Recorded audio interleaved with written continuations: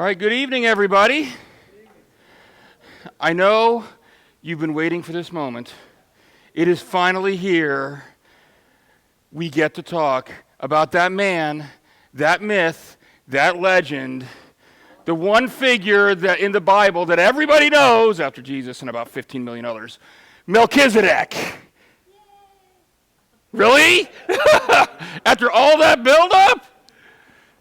The author has been building up this moment since chapter 5, and now we're finally here where I promised you when we got to chapter 7, we'd be talking about Melchizedek. And now that day has finally arrived, and you should be privileged to be part of it. All right, so if you got your Bibles, open up to Hebrews chapter 7. We are going to work through. It's a long chapter, so we will try to get through as quickly as we can, but as clearly as we can. So we are going to talk about, starting at verses 1 and 2. Where, remember, at the end of chapter 6, the author reintroduced Melchizedek again, just like they had back in chapter 5. So now we know we're talking about Melchizedek. The day is finally here. This Melchizedek, all right, was king of Salem and priest of God Most High. He met Abraham returning from the defeat of the kings and blessed him. And Abraham gave him a tenth of everything. First, the name Melchizedek means king of righteousness. Then also, king of Salem means king of peace. Well, if you haven't gotten the hint yet, the author is setting up this Melchizedek figure from the Old Testament as a figure of Christ, as not literally a Messiah, but we're going to see a lot of things about Melchizedek that we says we're kind of pointing to or symbolizing or just kind of represent the superiority of Jesus Christ. All right? Now, if you're not familiar with Melchizedek, and I know you all are, I mean, who hasn't heard of Melchizedek, right? All right, so just bear with me while I give a little history lesson, because there might be somebody watching the video later who's never heard of Melchizedek, okay? I speak fluent sarcasm, by the way. Melchizedek is only mentioned twice in the Bible, and the one that we're referring to here is from Genesis 14. What happens in Genesis 14 is four kings, regional kings actually come together and they conquer the city of Sodom and the surrounding cities. Well, if you remember anything about Abraham had a nephew named Lot, and Lot at one point left Abraham and he and his family went to go live in Sodom, all right? And so Abraham, not terribly happy that his nephew's family has now been taken captive in the city of Sodom, gets together 318 of his men and frees all the people, not just Lot and his family, but all the people who had been taken captive in the city. So after this big military victory, which essentially sets Abraham up as like the guy in the region now, okay, we have this passage about Melchizedek. Melchizedek comes and gives a blessing to Abraham. And here's what it actually says. From Genesis 14, verses 18 through 20, this is the actual passage about the blessing. All right? It says, Then Melchizedek, king of Salem, brought out bread and wine. He was priest of God Most High, and he blessed Abram, saying, Blessed be Abram by God Most High, creator of heaven and earth. And praise be to God Most High, who delivered your enemies into your hand. Then Abram gave him a tenth of everything. So, looking at the various pieces of the puzzle, we have Melchizedek, who first of all is a king of Salem. Salem is what Jerusalem was called before it was called Jerusalem. Okay, all right. He brings out bread and wine, and he was both king of Salem and priest of God Most High. Who's God Most High? Well, God, the one true God. All right, and he offers a blessing to Abram, and he says, "Blessed be Abram." And Abram, by the way, is Abraham. God later changes his name to Abraham, but he's originally named Abram. Blessed be Abram by God Most High, creator of heaven and earth, and praise be to God Most High, who delivered your enemies into your hands. So we see Melchizedek is actually giving the ultimate credit for the victory to God, not to Abraham. Then Abram gave him a tenth of everything. So those are your pieces of the puzzle, all right? Melchizedek comes out, he gives a blessing, he gives blessed to Abram, but then he also gives credit to God, and then Abram actually gives money, or a tenth of everything that he earned or got in the conquering, to this priest / king. All right. Yes? So, up to this point, they are still doing the sacrifices, the best animal and everything. Is this the first time they talk about the tenth? This actually, yes, but this is actually before they're doing the sacrifices. So this is Abraham in the book of Genesis. This is before Moses is even born, so it's before Sinai. All that comes up in Exodus, so none of that's even happened yet. And that's going to be important later. Well, I guess it would be before the ritualization of sacrifice, because Abraham Yes. sacrifices. And because you remember what I told you, even before God instituted this plan, there were animal sacrifices happening all the time, and the neighboring pagan nations were doing it. I'm sorry? From Cain and Abel. Exactly. What God wanted to try to shift was the mentality about sacrifices, so that when they were offering sacrifices to God, it wasn't to try to get something out of God. It wasn't. Lots of times that's the way the pagan nation saw it. It's like, I offer a sacrifice because I want God to make it rain. Okay, not make it rain, but make it rain. Maybe some of that too. I don't know. But that's so that was the mentality of what the purpose of sacrifices were. And so God turned that on its head. So he took something that they were familiar with and said, no, your sacrifices are to atone for this penalty that you owe because you've messed up. Still looking at verses 1 and 2. All right. We can see now how this author, the author of Hebrews, is setting up this person, Melchizedek, as a figure of Christ. Again, not literally saying he was some kind of precursor Messiah, just showing some commonalities. All right. Number one, what do we see about Melchizedek? He was both a king and a priest. All right. Once we have Sinai and the law gets handed down, those duties fall to different chains, don't they? Your priests are all descended from the line of Judah. Your kings are all descended from the line of Judah, and your priests are all descended from the line of Levi. If you don't remember how this worked, Abraham had a son Isaac, Isaac had a son Jacob, Jacob had a whole bunch of sons, and 12 sons, and from each of those 12 sons, there were the 12 tribes of Israel. They all descended into various different groups. And so when you say, like, the tribe of Judah, that means it's that group of Israelites who were descended from that son, the son named Judah. All right? Levi, the Levi, tribe of Levi, they were descended from the tribe of Levi, from that man. Levi was their great, whatever, grandfather. All right? So, we see, number one, the first parallel, that Melchizedek was both a king and a priest. The other thing you've got to understand, again, reading in context of the time, is under Jewish tradition at the time, because Abraham gave an offering to Melchizedek, remember, he gave that tenth to him, all right? That meant Melchizedek was greater than Abraham. Think of this, and I think I might have this on a later slide, but I do that all the time. I jump around. Has anybody, it's okay to say no to this one, anyone ever heard of a suzerain vassal treaty? All right? Okay, we got one. That's about as much as I was expecting. All right? Suzerain vassal treaties, very common in biblical times.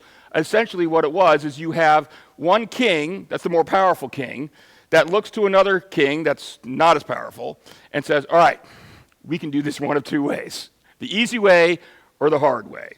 The hard way is, I'm coming and I'm conquering and I'm killing all your people and I'm taking your land.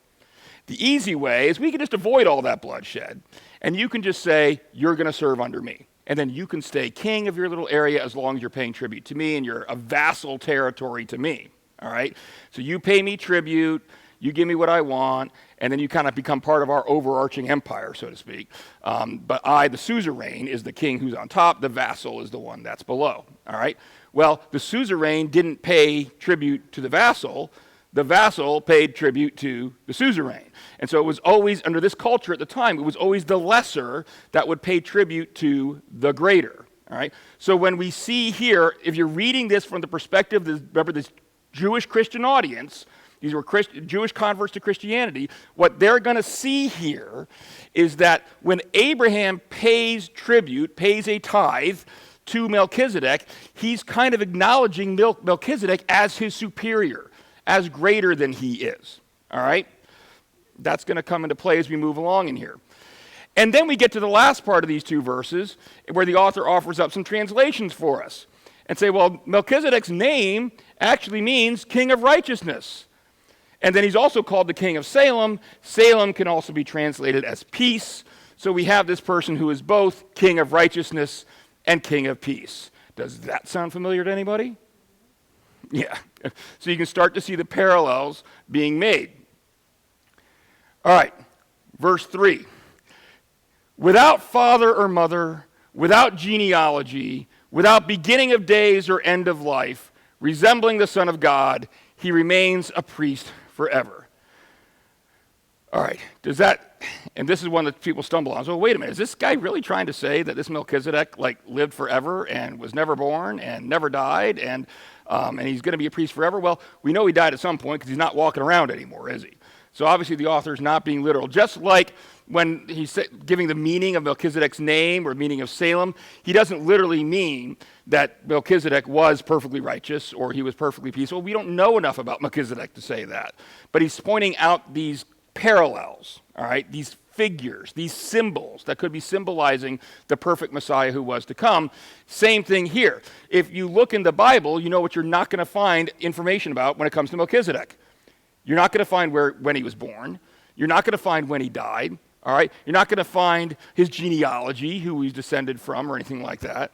And so the author here is kind of making a play on that and saying, for all we know, Melchizedek, we have no information about any of these things from Melchizedek, and that's kind of symbolizing the fact that, well, Jesus, he had a human genealogy. Did Jesus exist before that?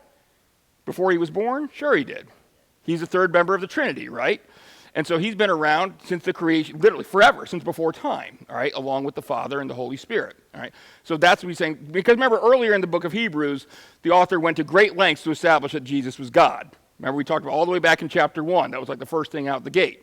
And so now we're seeing, because Jesus is God, he's been around forever. Oh, look, here's this Melchizedek figure, symbol, so to speak, of Jesus, who we have no record of him ever beginning or ending. And so it's just another little literary, if you want to call it that, parallel between Melchizedek and Jesus. I'm sorry? Melchizedek? She asked if Melchizedek could have been an angel. Except the fact he was identified as a king of Salem and a priest.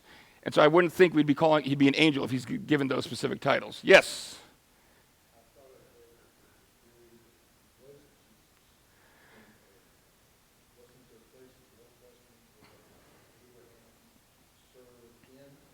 Well, that's what this is referring to by him giving him that tithe.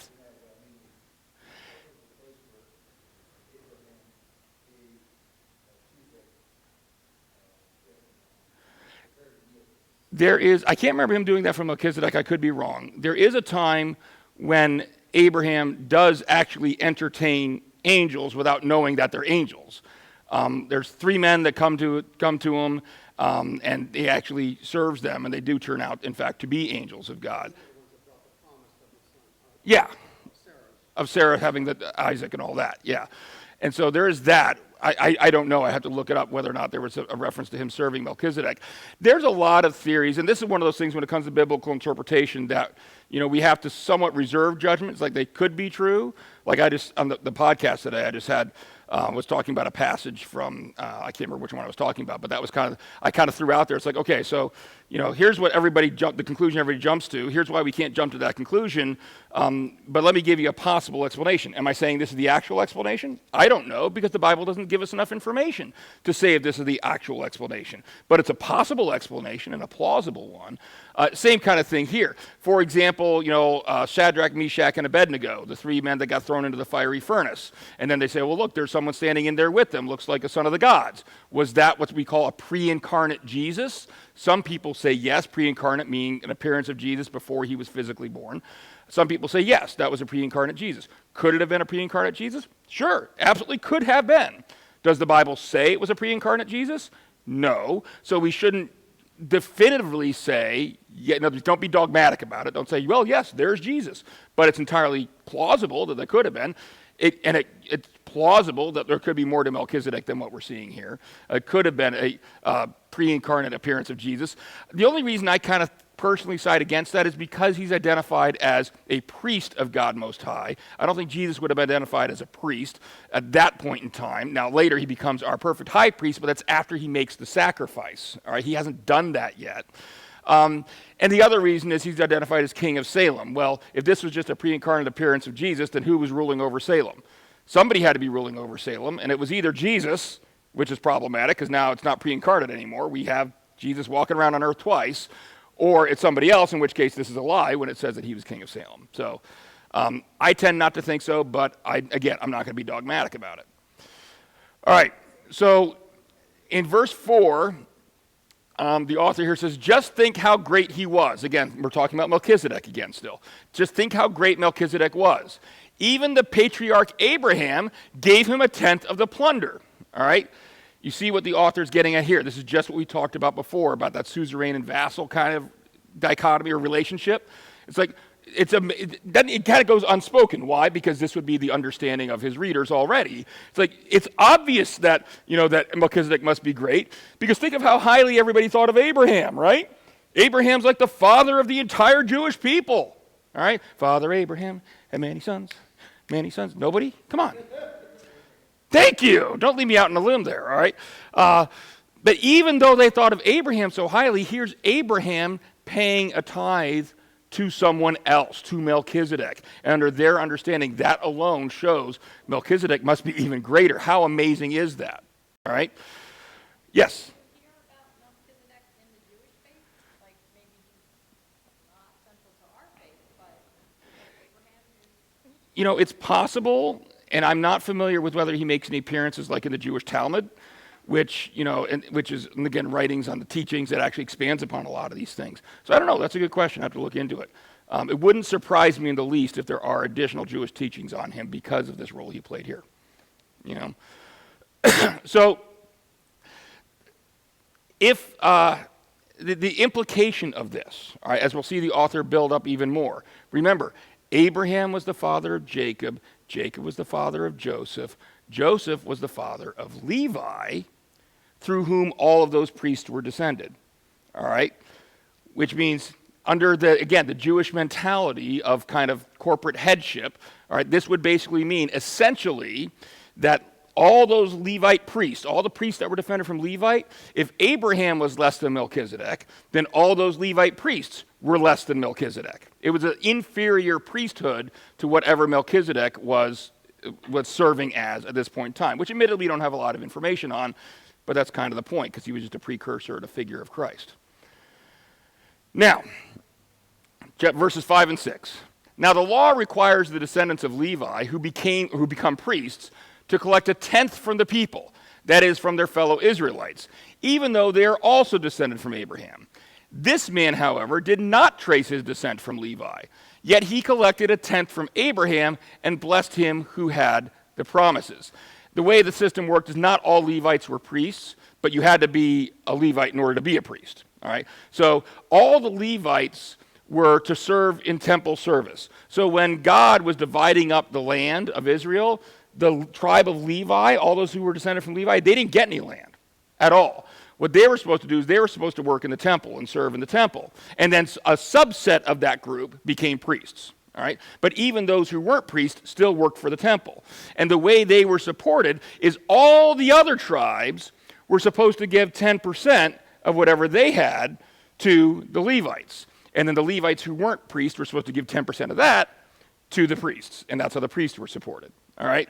Now, again, you can see where the author's kind of getting at here is that they were still paying these tithes. However, this man, Melchizedek, did not just trace his descent from Levi, yet he collected a tenth from Abraham and blessed him who had the promises, blessed Abraham. So obviously, all right, Abraham giving 1/10 to Melchizedek was not something required by the Old Testament law. Why do I know that? Because the Old Testament law didn't exist yet. That doesn't come until Exodus, all right? That's in the future at this point in time. God hadn't handed down any law to the Jewish people or to anyone that says, you must give a tenth of everything, all right? Because it hadn't happened yet, all right? But what we see here is Abraham still doing it. Why is Abraham still doing it? Because by Abraham doing it, even though he wasn't required to do it, that shows that Abraham just voluntarily recognized that Melchizedek should be given this tithe, should be given this tribute, all right? Because he was still described as priest of God Most High, yes. Was there any historical basis for the tithe? Not that we've seen yet at this point in the Bible, not that I'm aware of prior to this point. Even outside of that, is that a common thing? A 10%, not to my knowledge. The suzerain vassal treaties didn't have a specific, 10% to my knowledge, but there was a requirement to pay a tribute. And so where the 10% comes from, I don't know. The payment, yes. The percentage, I'm not sure. So. Caught up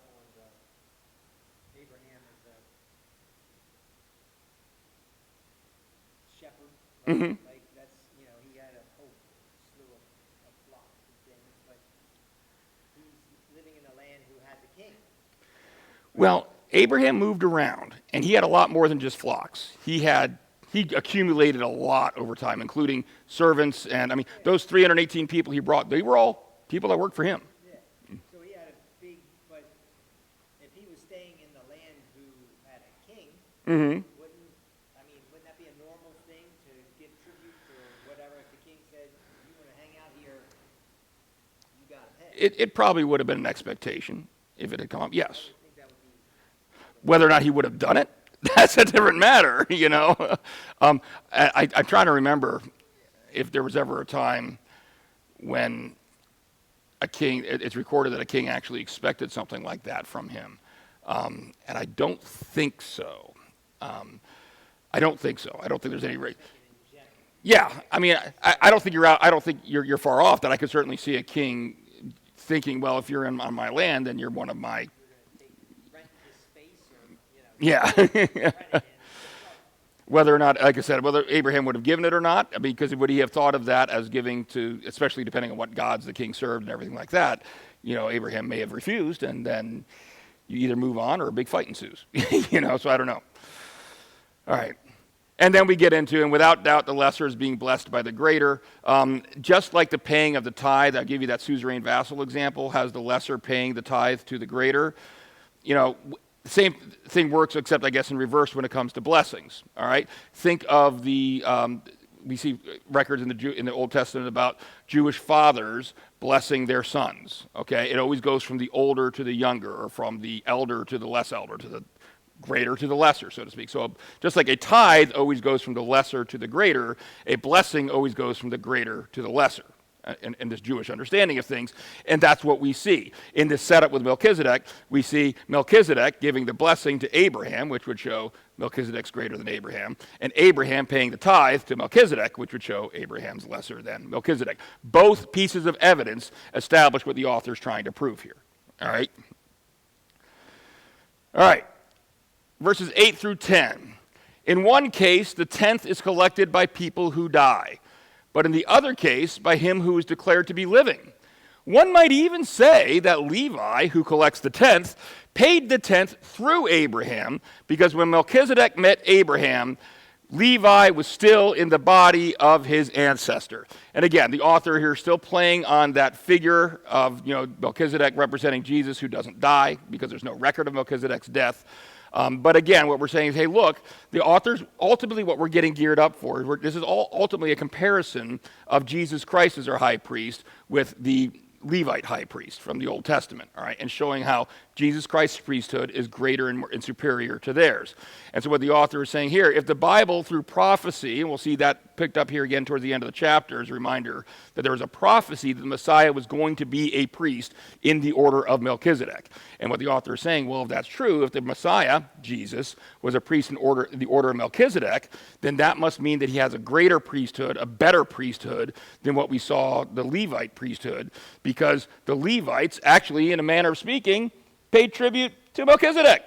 Why? Because what we talked about before, they were still, really, Levi was still in, he wasn't even in mama's womb yet, okay? He wasn't even a twinkle in her eye yet. He was a few generations removed still at this point in time. But again, through that idea of corporate headship, meaning that, the father, you trace the genealogy and say, well, if the father did this, then that means that the son, who was still part of the father, also did that in a manner of speaking. Because, like he says, Levi was still in the body of his ancestor at that point in time. All right. And here's, matter of fact, here's where the prophecy reference was. It comes from Psalm 110:4.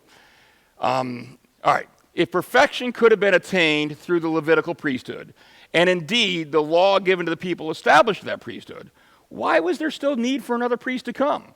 One in the order of Melchizedek, not in the order of Aaron. This is not something this author's making up after the fact, folks. You look back at Psalm 110, verse 4, and it specifically says that the Messiah would be a priest in the order of Melchizedek. All right? So that was written long before Jesus was born, that we knew that was an expectation for the Messiah. So even if you knew nothing at all about the New Testament, and all you knew was you're an Old Testament Jewish person living in this era of the Levitical priesthood, and they're making sacrifices, and you open up the book of Psalms, and you come to Psalm 110, verse 4, and you see it telling you there's going to be a Messiah who's going to be a priest in the order of Melchizedek. What does that say about your current priesthood? This is the point the author's trying to make. Well, if the current, or their idea of the current, the Levitical priesthood, the Old Testament priesthood, if that was good enough, if that was God's end game, so to speak, the final plan, then why was he already promising there was going to be another one? Why was he saying that he was going to bring along another priest, and one from a different order? Not just another priest from Levi, but a priest in a whole different order, this order of Melchizedek. Obviously, God must have had something else in mind. He never intended the Levitical priest, the Levi priest, to be the final thing. So why, remember these are Jewish Christians, why would you go back to that? Why would you want to go back to something when even if you knew nothing about Jesus, you would know that God had something else better in mind? This idea of these priests descended from Levi offering these sacrifices was never supposed to be the final game. All right? Something else was coming. Yeah. Just curious, assume for the moment that Christ wasn't the Messiah. Just for a moment. Okay. What would the Messiah look like in today's world?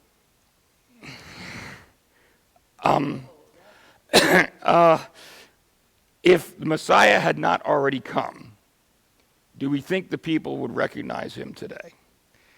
I would say no. Why would I say no? Because we have historical evidence that people didn't recognize him then. You know, at the time, if you asked a first century Jew the same question you just asked me, what would Messiah look like?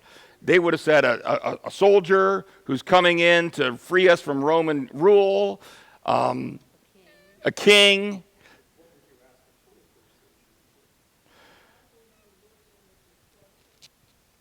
If he works what? He was a carpenter. I mean, as far as modern day Jews,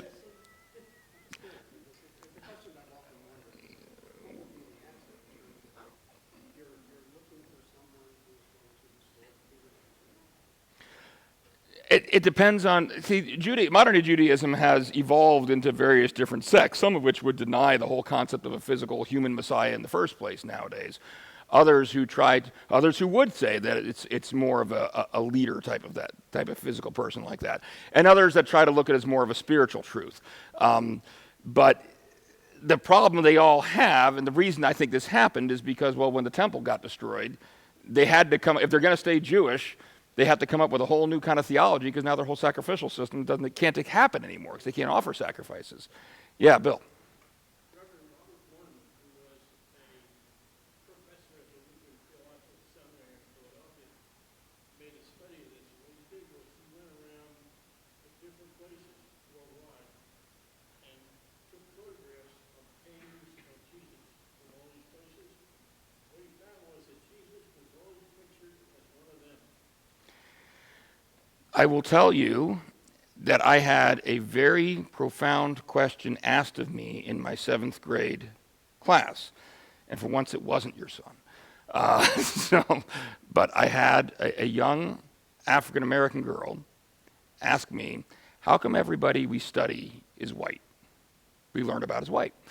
And I explained to her that that's actually not true, that the people you're studying in the Bible were all Middle Eastern. You know, yeah. But why does she feel that they're all white? Well, because what did Europe do when it came to political power and Christianity had political power in Europe? All of a sudden, we see all these paintings of a nice long brown hair with blue-eyed Jesus saying, how you doing? You know, that's not what Jesus looked like. But that's the image of Jesus that got put into our eyes. Jesus was Jewish, okay? Middle Eastern Jewish. But yeah, so I mean, your point is well taken, and I think we're still seeing the effects of a lot of that today. All right. So in verse 12, the author here says, for when the priesthood is changed, the law must be changed also. Okay? Again, looking back at that psalm, remember that was right before that said, the psalm said there was going to be a new priesthood. I'm telling you that's Jesus. All right, so the priesthood has changed. the law must be changed also. What law are we talking about? And this is where it can get kind of confusing. Remember, there were laws under the Old Covenant about ceremonies, about sacrifices that had to be made. There were also laws about morality, about things you should do and shouldn't do. And then, of course, there were laws about penalties if you broke these things, all right? God does not change. So if God says he hates murder, I don't care whether it's before the Old Testament, during the Old Covenant, or now in the New. He still hates murder, all right? That holds true no matter what. Now, if he said in the Old Covenant, and if someone murders, then you have to go out and stone them, all right? Well, that was now that was what do we do in the event this moral principle is broken, all right? And that's different. That is a specific term of that covenant, that contract, all right? So when we look at, we are not under that contract anymore. I'm using contract because that's the closest parallel we have to what a covenant is. It's actually a little different, but you have the terms of a contract would be the best parallel today. If it's a term of this contract and I'm not part of that contract, I'm not bound by those terms, all right? But if I know that both contracts are written by the same person who hates he hates the color blue, well, he doesn't stop hating the color blue just because he signed a different contract, all right? He still hates the color blue. So even though we're under this new contract, we still have these same moral principles that we should be following, but we might have different instruction on what to do about them, and the specific ceremonies aren't going to apply anymore. And remember, Jesus said he actually came to fulfill the law, not to abolish it, right? What does he mean by that? Well, frankly, you don't need to offer animal sacrifices anymore. Why not? He fulfilled that. He did offer a sacrifice. It was himself, and it was perfect. So he did satisfy the terms of the law. So that's what he means by he's fulfilled it. But as a result of him fulfilling it, we don't need to do all that stuff anymore. And this is what the author of Hebrews is getting at here. The law has now changed because we have a new priesthood, all right, because he fulfilled the old law. I'm sorry? Sinaitic. From the mountain of Sinai. There's different terms you can use to say the same thing, You can say the Old Covenant, you can say the Sinaitic Covenant. It just refers to when Moses went up to Mount Sinai, God gave him the 10 Commandments and made that covenant with them, all of that. Yeah. Sorry, yeah, good question. All right, verses 13 and 14. He of whom these things are said belonged to a different tribe, and no one from that tribe has ever served at the altar. For it is clear that our Lord descended from Judah, and in regard to that tribe, Moses said nothing about priests. And this is just what we were getting at before. The author is acknowledging the elephant in the room, all right? We're saying Jesus is a priest. But to these Jews' understanding, priests had to be descended from Levi. Jesus was not descended from Levi. We get that. He was descended from Judah. We're not hiding from it. He's facing it straight on. Yes, the law, by served at the altar, that's talking about the priests who served in the temple. Right? Nobody who served in the temple, who offered sacrifice in the temple, was ever descended from the tribe of Judah. All right? Verses 15 through 17, and what we have said is even more clear if another priest like Melchizedek appears, one who has become a priest not on the basis of a regulation as to his ancestry, but on the basis of the power of an indestructible life. For it is declared, you are a priest forever in the order of Melchizedek. This is what the psalm said. It said, you are a priest forever in the order of Melchizedek. Could any human priest ever be a priest forever? No, but then that means Melchizedek wasn't. Melchizedek was just a figure. You're right. That's exactly. That's how you know the author is not speaking literally of Melchizedek. They're using Melchizedek as a figure of Christ. All right?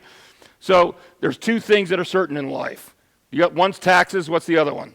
Yeah, absolutely. Okay? And so the fact of the matter is no human priest could ever be a priest forever, like was prophesied back in the Psalm. So that's what we're saying, is that you've got this category of priests who were descended from Levi, who the only reason they got to be priests is because who their daddy was. All right? Now, however, we have this prophecy of another order of priests that's going to be a priest forever. What qualifies this person to be a priest, this is giving evidence that it is in fact Jesus, all right? What qualifies this person to be a priest isn't because they were descended from the right daddy, it's because they're able to be a priest forever. How are they able to be a priest forever? Through this indestructible life. What's an indestructible life? I ain't dying. except for that one time, but then I came back back to life, right? And now Jesus is ascended to the right hand of the Father forever. And so that's what the author is saying here, is that we see that there is going to be another priesthood, and what we're told about that priesthood shows that only Jesus could satisfy the requirement to be that priest. All right? Verses 18 through 19. The former regulation is set aside because it was weak and useless, for the law made nothing perfect. And a better hope is introduced, by which we draw near to God. This is something we touched on earlier in the class, which is why I like the book of Hebrews so much, because it really gives you perspective on the Old Testament. All right? The Old Testament sacrificial system, some people ask me, well, was it just a complete waste? What was the point? It was not a complete waste. God does not do things that are wasteful, okay? He has a purpose. What did it do? Well, we have references, for example, Romans 3:20, that says, through the law we became conscious of our sin. So as a result of that Old Testament system, we did learn about our own sin. Remember what I told you about the sacrifices? That in the surrounding nations, sacrifices were offered to get things out of the gods. And now God turned that on its head to say, well, now you're going to offer sacrifices because you owe a penalty because of what you've done. So the first thing that Old Covenant system did is that it made us reflect upon our own sinfulness, and by us I mean, of course, the Jews at the time, made them reflect upon their own sinfulness so they could recognize their need for a Savior, right? But ultimately, all right, the remedy that was applied there, the repeated over and over and over again sacrifices, wasn't going to solve anything. Why not? We talked about this before. Because you go, you make a sacrifice, all right, and then you walk off away from the temple. You just made your sacrifice, and you just for a minute you start thinking of how proud you are. Look at me, I just did the right thing. That was a good sacrifice. Yay me! Oh wait, there I just sinned. You know, now I just committed the sin of pride, which, by the way, is something that Martin Luther did an awful lot of. He would go into the confessional booth for like hours and hours and hours and hours on end. The priest he was confessing to started to hate him because it would be just like that. It's like he'd find every little thing to confess. And then if he couldn't find something, he'd feel proud for a moment that he'd been so good that he couldn't find something. There you go. You know, but that's kind of what we see. So the author here is saying that the old was weak and useless, for the law made nothing perfect. That's the point. It's not that the law itself was pointless. It did serve a purpose in getting us ready for Christ, getting us ready to see our need for Jesus, giving them the context they needed to recognize him. But this sacrificial system was never going to cut it. It was never going to cut it because it was always going to have to be repeated over and over and over and over and over again. So it's kind of like when God created Adam and Eve, his intention was that they were going to be perfect people in a perfect world, and they were going to be his brothers and sisters because he wanted people to love him and to be with him. Right? But at the same time, he knew they were going to screw up, so he was already putting all this other, right? Yes, this is an analogy I give sometimes, and if this doesn't help, just ignore it and pretend we'll just move on to the next thing. But this is an analogy I like to give to kind of have a better understanding of how God sees things versus how we see things. We all the time try to say, well, when Adam and Eve were walking the earth, God already knew that they were going to, and so he had this advanced planning done. Keep in mind that God literally created time. I mean, this is not a theological fact in a sense. This is actually a scientific fact. You look at the theory of general relativity. What three things are relative in our universe? Time, space, matter. You go back in time to, if you believe in the Big Bang Theory, you believe in creation, whatever it is, you go back to the beginning of the universe, what you will see, that it wasn't just space and matter that came into being at the start of the universe. It was time as well, all right? So God literally created time. If he created time, he's not stuck in it. He's not captured by it. So while we are stuck in time, and so we think of things like, well, this is today, and then that's tomorrow, and then that's the next day, and we don't know what's happening. Picture as if every single moment in time and every single place in the entire universe was depicted on a giant tapestry. And that tapestry was just laid out in front of God. All right? God is standing above it, and he's looking down over the whole thing. So for him, what happened 200 years ago is just as immediately present as what's going to happen 200 years from now. Now, he can still interact with that. He can still pull a string there, draw a little thread in there, so he can interact with that tapestry. But from his perspective, all places, all times are all equally present in what theologian Norman Geisler used to call God's ever-present now. Everything is simultaneously present to him because he's not subject to time. All right? So did God know that Adam and Eve were going to sin? Sure, all right? Because that's just as present to him as what we're doing here in this Bible study today. All right? I know. Boom! We'll move on. All right. I'm sorry I asked. No, don't be sorry you asked. You know? Somebody might there actually have understood what I just said, and but they're just ashamed to admit it. But not as well, right? Thanks, Mike Rosen. But it was more like when an author is writing a book, Yeah. and the sentence immediately following where you're at, and may say immediately, but in the author's head, it could have taken 2 weeks between these two sentences. Because the time is not, he's not bound by this. He's not living the same time and same experience as we are, yeah. All right, and then we get to verses 20 through 22. How much time we got here? Well, about 5-10 minutes. And it was not without an oath. Others became priests without any oath, but he became a priest with an oath when God said to him, the Lord has sworn and will not change his mind, you are a priest forever. Because of this oath, Jesus has become the guarantor of a better covenant. Can't remember if it was last week or the week before we were talking about the oath. Remember we talked about that God did not need to make an oath, all right, because God doesn't change and God can't lie. But sometimes we fallible, fallen human beings need that little extra bit of reassurance. It's kind of like with baptism. We were just talking about baptism in class, and one of the examples I tell the kids is, well, does God need physical water in order to make the grace, to bestow grace upon us in baptism? No, he doesn't. It's all invisible. It's all happening spiritually. But because we can't see that and because we're imperfect, he gives us the water of baptism so we have something to actually see, which helps us with our faith to recognize what's actually happening. Same thing basically here. God doesn't need to make an oath when he promises he's going to do something, all right, because he can't lie. He's God, all right? But he knows that this is kind of what we're used to. When somebody just walks up to you and say they're going to do something, you may believe them, you may not. If they come up to you and they say, no, I promise I'm going to do something, so much so that if I don't, here's what you can do to me, all right? Or here's what I'll owe you. Now you have a little extra reassurance in believing that they're going to do what they're going to do, all right? So that's why God gave an oath, all right? The Levitical priests were just priests by genealogy. There was no oath involved whatsoever in how they became a priest. They became a priest because of who their daddy was. All right? So, God wants to reassure us that by this new priest, Jesus, there's something better happening. This new priest really is superior. God's going to be bringing something better through Jesus. That's why he gave this oath, to reassure us, to give us that little extra reassurance, the extra thing, that extra oomph that we need because we're not perfect. And like it or not, while we all should just believe it because God said it, we don't. We don't all the time. All right? Otherwise, we wouldn't have nearly as much stress and anxiety as we do in this life, would we? All right. Verses 23 and 24. Now there have been many of those priests since death prevented them from continuing to office. Remember, taxes, death. All right? But because Jesus lives forever, he has a permanent priesthood. You will be a priest forever in the order of Melchizedek. Just hitting that point again. Only Jesus could satisfy that requirement because he didn't die. He doesn't die. He won't die. Therefore, verse 25, he is able to save completely those who come to God through him because he always lives to intercede for them. No human priest can ever be depended upon to always be there for you. No human pastor can ever be depended upon to always be there for you.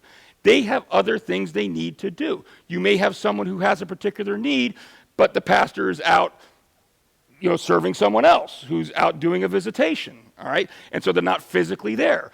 Or it may come up at 2 in the morning and they're just asleep.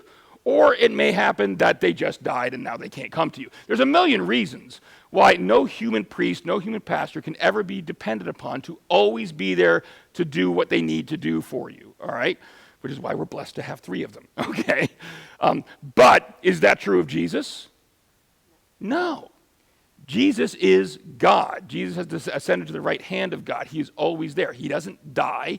He doesn't sleep. He doesn't get distracted, okay? He will always be there for us. He can always be there to intercede for us. Intercede is basically to intervene on our behalf, to be our advocate, you know? So like when you commit a sin, all right, he's there to intercede and kind of say to the Father, oh, don't worry, remember, this person's got faith in me, so they're good, they're forgiven, all right? That's the kind of imagery we've got going on here. All right, and here's another thing that's really important about this verse that you might miss again in the English translations, where it says those who come to God, or those who come to God through him, meaning us, meaning Christians, all right? Literally what that Greek really means is those who continually come to God. The verbiage is such that it's talking about an action that's ongoing, not just a one-time thing, all right? That's something that we need to take to heart, that us bringing ourselves before God, confessing our sins to God, praising God, all these things we do, it's not a one-time thing. It should be something that characterizes our entire life, the way we live over and over and over. Continually come to God in all that you do every single day. It should make it part of your lifestyle. All right, 3 verses left, I believe. Verses 26 and 27. Such a high priest truly meets our need, one who is holy, blameless, pure, set apart from sinners, exalted above the heavens. Unlike the other high priests, he does not need to offer sacrifices day after day, first for his own sins and then for the sins of the people. He sacrificed for their sins once for all when he offered himself. All right, Jesus is holy. He didn't sin. All right, he's blameless. He's completely innocent of any wrongdoing. He's pure. His character has not been tainted by anything sinful, right? Set apart from sinners, well, yes, he did come to live among us, so in that sense, he was with us. He walked with us. He was one of us. But at the same time, he didn't sin. So he is set apart from our sinfulness in that regard, all right? As a result, he was able to offer himself as our sacrifice, all right? If he didn't do all those things, if he wasn't all those things, he would have had his own sin he had to pay for. He couldn't have paid for ours, all right? Which is exactly the point the author is making. Human high priests were none of these things. They had their own sins they had to take care of first. Before they could offer the sacrifices for everybody else, they had to offer sacrifice for themselves. That's not the case with Jesus, all right? And verse 28, for the law appoints as high priests men in all their weakness, but the oath which came after the law, because you will be a priest in the order of Melchizedek was after the law was already instituted, the oath which came after the law appointed the Son, who has been made perfect forever. This is a great, if you're ever trying to present an argument, you're writing an essay for an English class, because I know a lot of you are probably still in college, okay, or high school. No? All right. This is a great way to summarize your argument. What's the author do? This is basically the summary. This is the closing, concluding statement of everything that this chapter has been about. This is the entire argument the author just made in one single sentence, right? Setting up the superiority of Jesus' priesthood to that of the Levitical priest, because in the next chapter, what we're going to move into is point blank, how is the new covenant better than the old covenant? All right? And for that, we're going to read all of chapter 8 and the first 10 verses of chapter 9. All right?